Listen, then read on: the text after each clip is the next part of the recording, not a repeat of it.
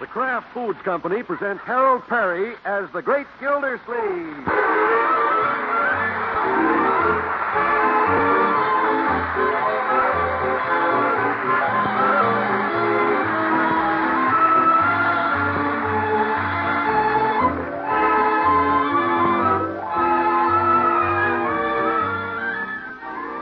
The Great Gildersleeve is brought to you by the Kraft Foods Company, makers of Parkay margarine.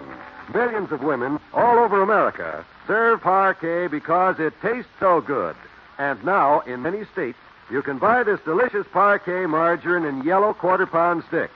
Yes, this same spread that tastes so good now comes in handy quarter-pound sticks already colored a rich golden yellow and ready to serve.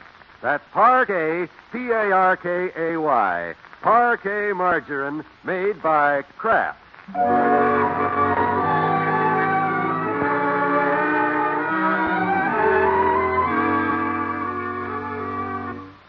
Well, everybody likes to know a millionaire, and the Great Gildersleeve knows one. Gildersleeve hasn't seen his wealthy buddy since they were school chums together. Good old Benjamin Barton Clay. Of course, I used to call him Benji, being one of his intimate friends.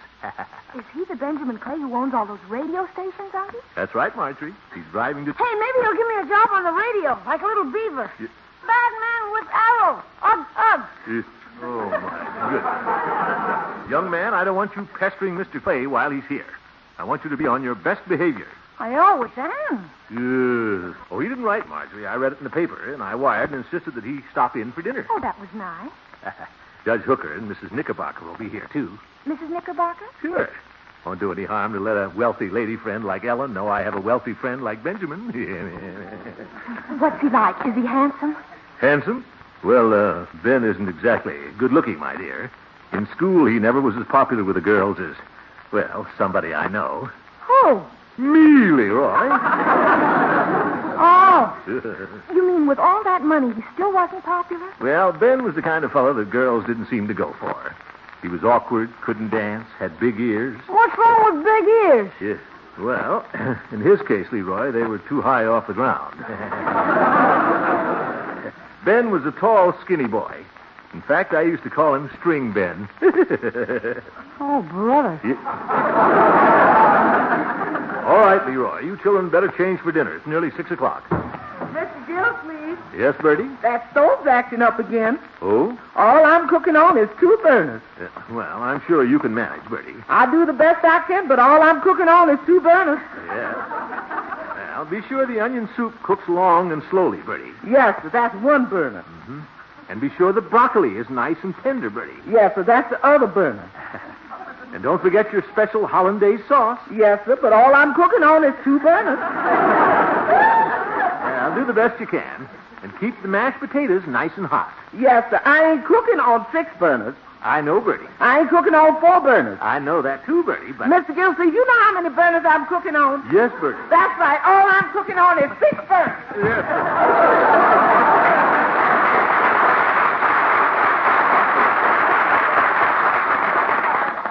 And all the time I thought it was 2.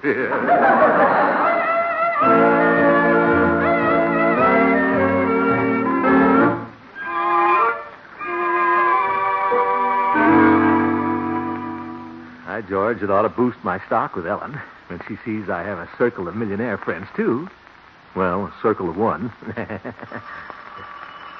Alfie! Never mind, Bertie. Stick to your burners. I asked Ellen to come a little early. Welcome to the prettiest girl from Baltimore. Thank you, Gildy, but I'm not from Baltimore. It's getting dark outside. Come on in, Judge. Wait a minute, Gildy. Here comes the second prettiest girl from Baltimore across the street. Oh? Good evening, Mrs. Knickerbocker. Good evening, Judge. Well, hello, Ellen. Hello, Throckmorton. It's so nice of you to invite me. Well, I wanted you to meet my old friend, Benjamin Barton Clay. Come on in, Ellen. Thank you. Oh, who is this Mr. Clay, Throckmorton? He's the man who owns... You wouldn't know him, Judge. He's one of my circle of millionaire friends, Ellen. He owns a chain of radio stations. Oh? Yeah, he's radioactive.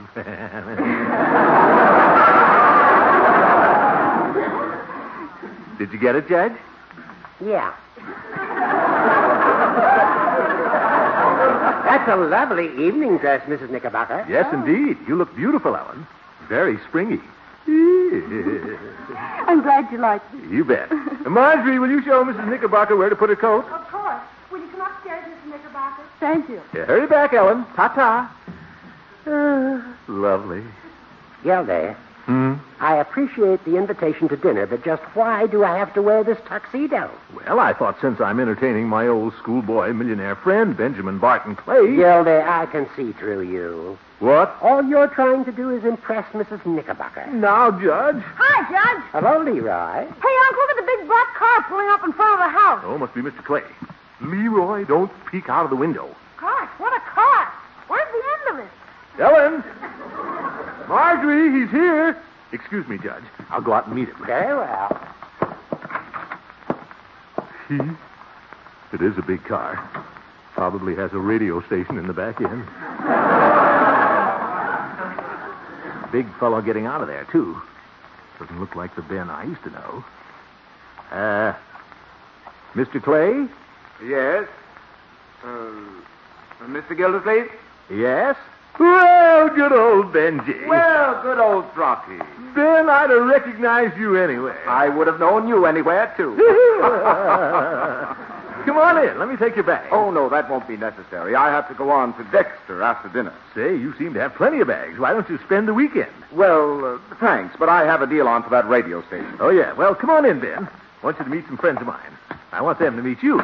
I didn't know you were going to dress for dinner. Well, don't be embarrassed. We dress several nights a week.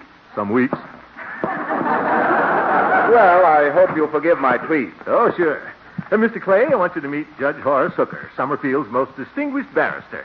Well, How do you do, Judge Hooker? delighted to meet you, Mr. Clay. Thank you. And this is my little nephew, Leroy. How do you do, Leroy? Hi. Hey, Unc, I thought you said he was a tall, skinny guy with big ears. Leroy? He looks more like a movie actor. Well, thank you, son. Oh, yes, he does. Just like Donald Wood. You have changed, Ben. I was just explaining to Leroy that when we were boys together, Ben, I used to call you String Ben. Oh, that's right. And I used to call you Tubby. Yes, that's right. Well, by George, it's great to have you in Summerfield, Benji. Oh, it's nice to be here. Remember the last time we... Well, here comes Ellen. Helen? Rocky, you didn't tell me you were married. Married? And to such a beautiful woman. Oh, no, Benji. She's just a friend from Baltimore. Mrs. Knickerbocker, may I present Mr. Clay? Well, how do you do, Mr. Clay? How do you do? Excuse me. I thought you two were married. Oh, no. I'm unattached at present. Well. How about you, Ben? I suppose you're married by now. Married? Oh, why, nobody would have a tall, skinny millionaire like me. Eh, Rocky? Dinner served, Miss Gildersleeve. Oh, thank you, Bertie. Well, let's all go into dinner. All right. Care to take my arm, Mrs. Knickerbocker? But... Baltimore, you say, Mrs. Knickerbocker? Yes. Well, we'll have a lot to talk about. Care to take my arm, Gildy? Oh, shut up, you old goat.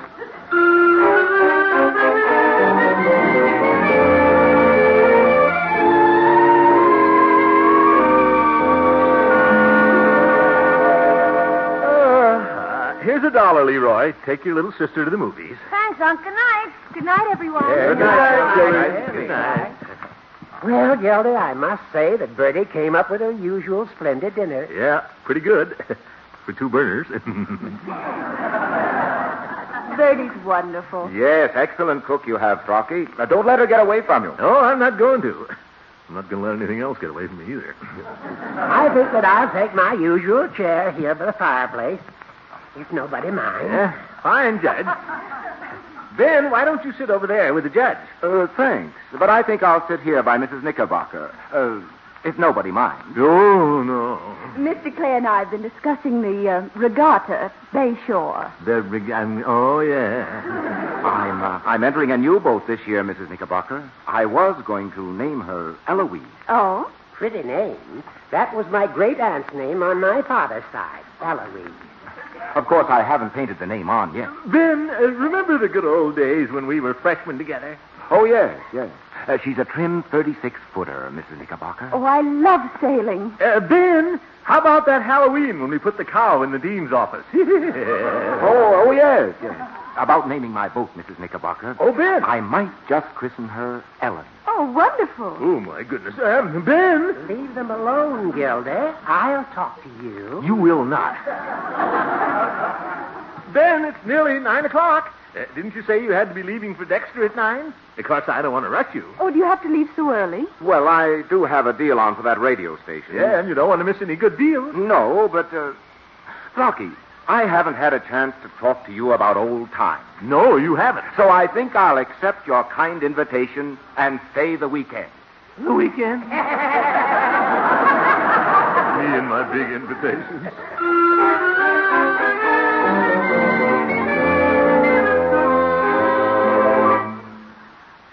What time is your millionaire friend going to have breakfast this morning, Miss Gildersleeve? I don't know, Bertie. He came in pretty late. Took him a long time to take Mrs. Knickerbocker across the street last night. Yes, sir. Want some more black coffee?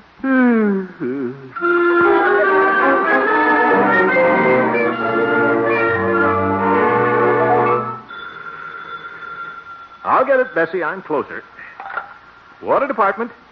Commissioner Gildersleeve speaking. This is Ben. Did you phone for me? Oh, hello, Ben. Yes, I thought you'd like to come downtown and have lunch with me. It's nearly noon. Sorry, Rocky, but Mrs. Knickerbocker and I are just having breakfast together. What? At your house. My house.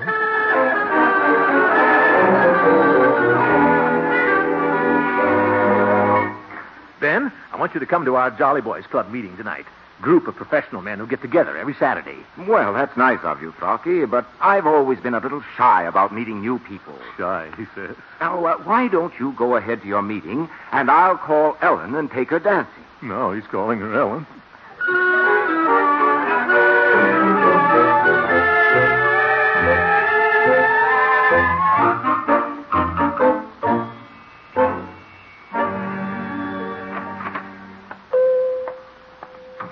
Hello, Peavy. Hello, Mr. Gildersleeve. Give me some cigars, Peavy. Very well.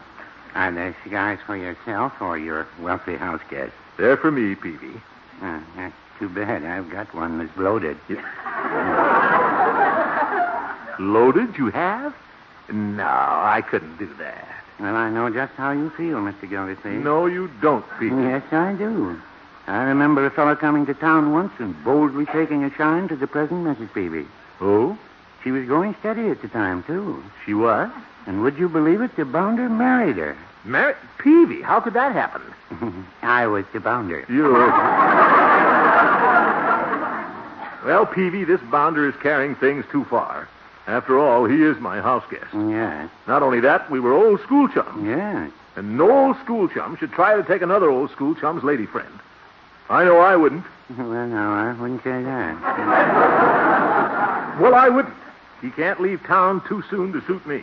He's leaving town, you say? Leaving town tomorrow morning to buy that radio station in Dexter. And I'm going to help him pack his bag. Oh, there you are, Rocky. Hello, Ben. Your office said I'd find you here. Mr. Clay, I'd like you to meet an old friend of mine, Mr. Peavy. How do you do, Mr. Peavy? I'm glad to make your acquaintance, Mr. Clay. I've heard a lot of nice things about you. Just telling Peavy how sorry I am you have to leave tomorrow. Oh, that's what I want to talk to you about, Rocky. Why should I go to Dexter? I'm going to buy the station here in Summerfield. What? Yes, I'll be around Summerfield for a long time. Congratulate me, Rocky. Congratulate you? Oh, yes. Let me buy you a cigar. Thank you. Peavy, give Mr. Clay that special cigar you were telling me about.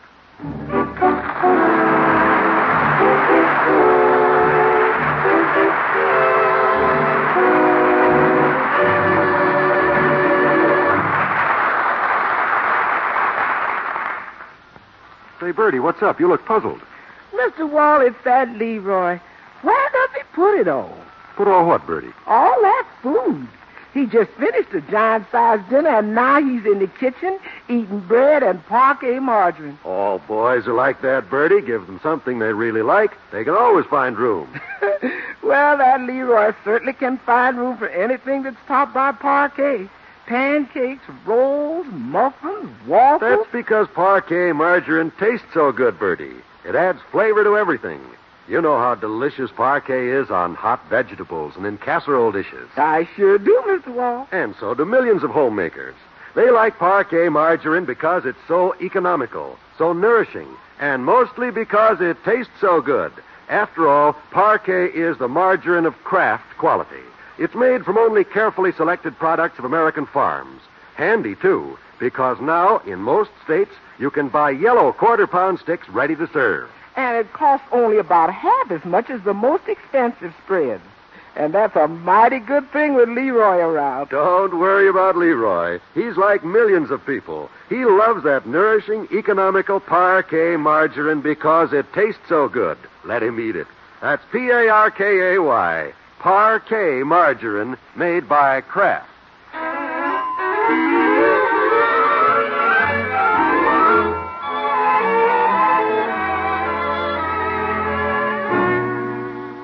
Well, the great Gildersleeve invited his millionaire friend to Summerfield to impress Mrs. Ellen Knickerbocker.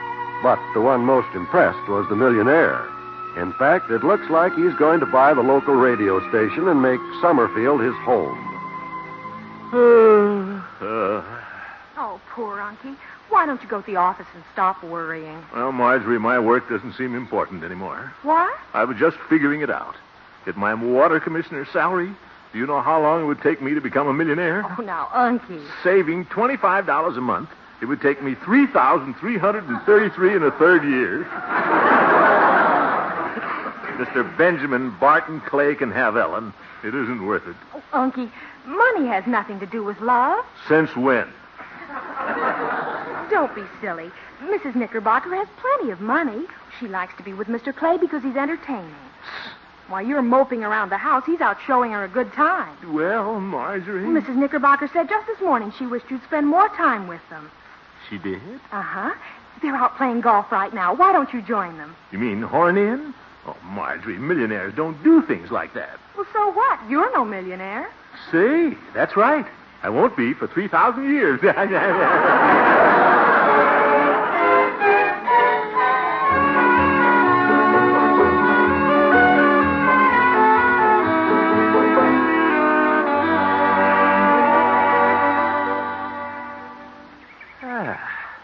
Nice out here on the golf course. Hello, Bertie. It looks like Ellen and Ben putting on the 8th green. Look at them strutting those knickers. Knickers for Mrs. Knickerbocker, I guess. Well, clothes don't make a golfer. Look at those skinny legs. I'll play circles around that bin. Why, hello there. Hello. Sorry, boy, we don't want a caddy. What? Only kidding, Parkay. Why don't you join us for a few holes? Well, I just happen to have my clubs along. Wonderful, Throckmorton. Say, I've missed you lately. Oh, well, I've missed you, too. Come on, Ellen. Let's climb the hill and tee off. Come on, Throckmorton. Climb the... You mean way up there? Yes, we walk up there and drive across the ravine. Oh, yes.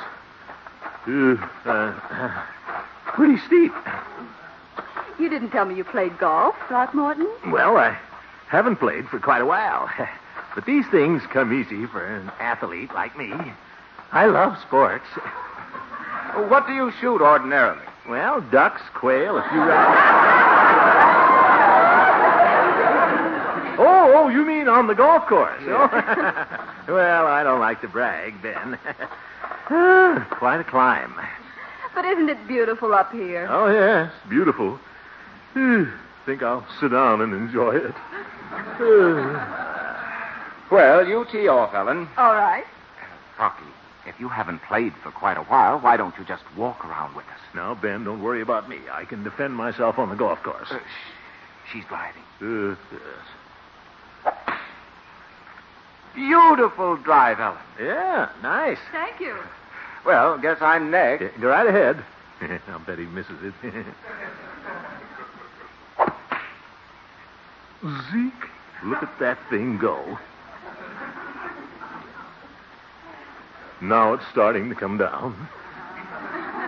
300 yards. Good, Ben. Your turn, Rocky. Yes. I'll tee it up high. This driver's a little short since Leroy cut it off for hockey.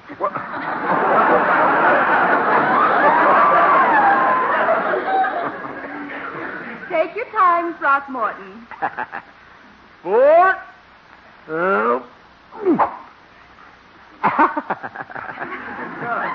Try again, Frocky. I guess the sun got my eyes. Here goes.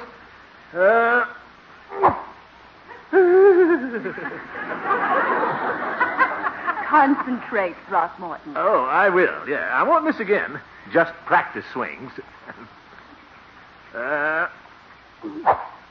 Oop. What's par on this hole? 3. Well, that's 3. Think I'll pick up my ball and go home.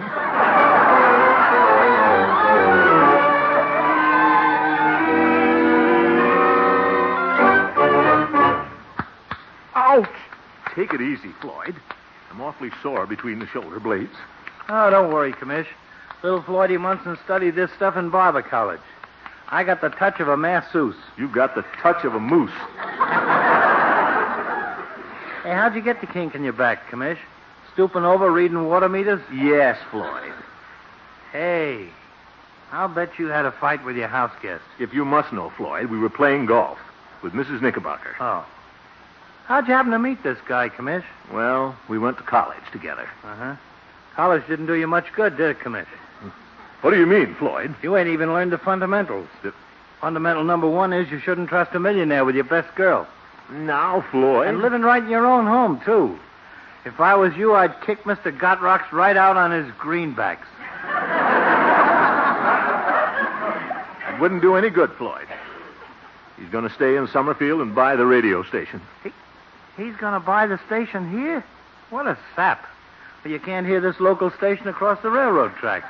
Well, that's not the station's fault, Floyd. Radios have improved since you won that set at bank night. Oh. Yeah? What's your set got that mine ain't got? Tubes. Well, I have got a couple missing. Say, Commish, why don't you tear some tubes out of your set so it sounds like mine? What? Then tune in your radio for them and blame it on the station. Floyd, I couldn't do a thing like that. I wouldn't dream of trying to deceive my house guest, my old school chum. Well, look at it this way, Commish. The station ain't so hot, you'd really be doing the guy a favor. Well? Besides, you get him out of town and get your girlfriend back. Well, if I have a chance to do my old school chum a favor, I should do it. And a boy, Commish.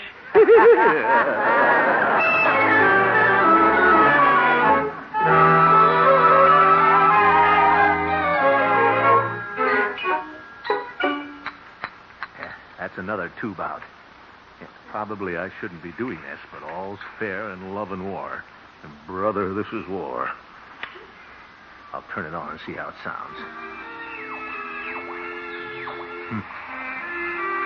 Still sounds too good. Think I'll pull this wire loose. You could even lick a millionaire if you pull the right wires. Pull the wrong wire. That does it. Better turn it off before it explodes. Yeah, that station is terrible. Nobody would buy it. Oop, here comes Clay up the walk. What'll I do with all these parts? Better hide them behind the set. I've ruined the radio, but... Hello there, Throcky. Oh, Ben, come in. I just had a game of tennis with Ellen. Oh? Tennis now. Our game ended 6-love.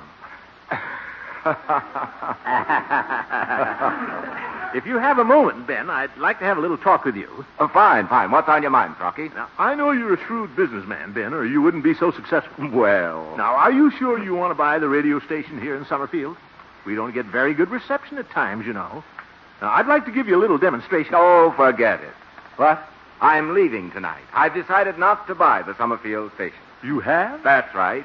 I'll admit, Throcky, that my chief interest in Summerfield is Ellen Knickerbocker. Really? I never would have suspected that. I changed my mind about buying the radio station here when I found out she spends most of her time in Baltimore. Well, then you're leaving to buy that station in Dexter after all. Oh, no. I'm going to buy one in Baltimore. Oh, for I give up.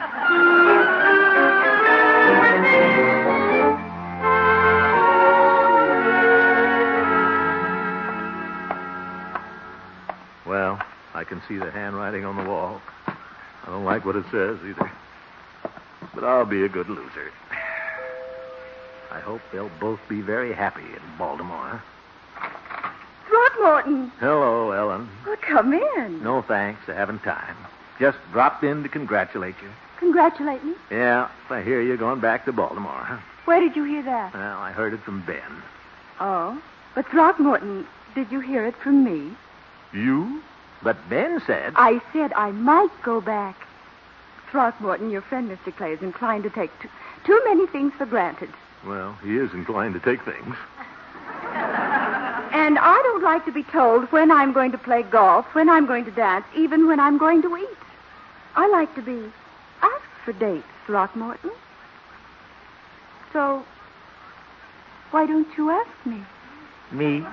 I'm not doing anything tonight. Well, for... Ellen, how about a date tonight? I'd love it. Where'll we go? To Hogan Brothers. I have to buy a new radio.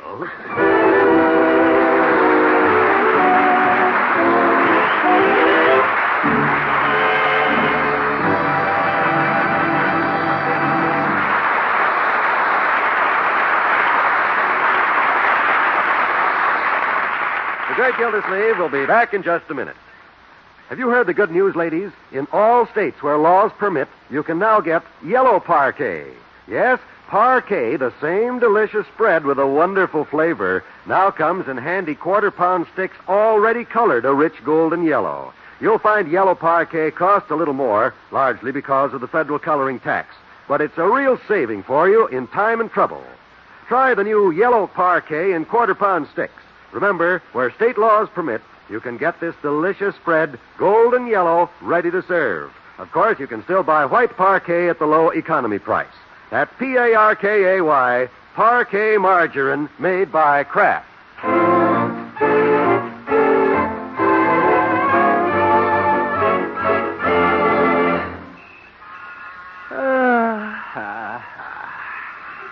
Beautiful night, Ellen. Isn't it? I didn't think I'd be sitting on the porch swing with you tonight. You know, Throckmorton, I think I'm as relieved as you are that Ben has left town. Now, Ellen, Ben wasn't a bad fellow. We parted the best of friends. He shook my hand, wished me luck, and said no hard feelings. I think I'll smoke this cigar he gave me. Yes, sir. I'll never forget good old Benji. Oh! What a dirty trick. That's the cigar I gave him. Good night, folks.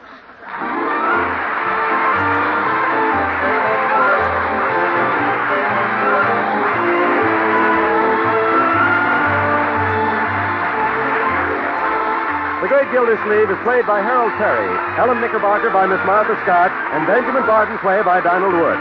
The show was written by John Elliott and Andy White with music by Jack Meakin. Included in the cast are Walter Tetley, Mary Lee Robb, Lillian Randolph, Earl Ross, and Dick LeGrand. This is John Wald saying goodnight for the Kraft Foods Company, makers of Parkay margarine and the famous line of Kraft quality food products. Be sure to listen in next Wednesday and every Wednesday for the further adventures of the Great Gildersleeve. Six burner.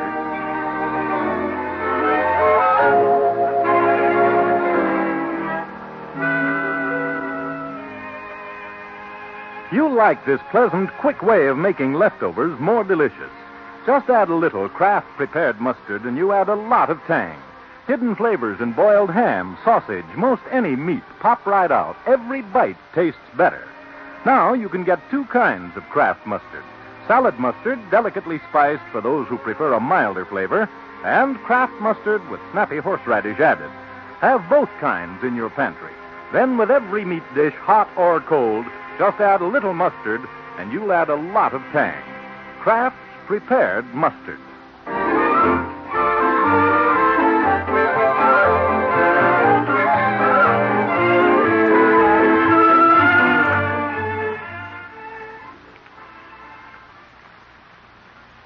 This is NBC, the national broadcasting company.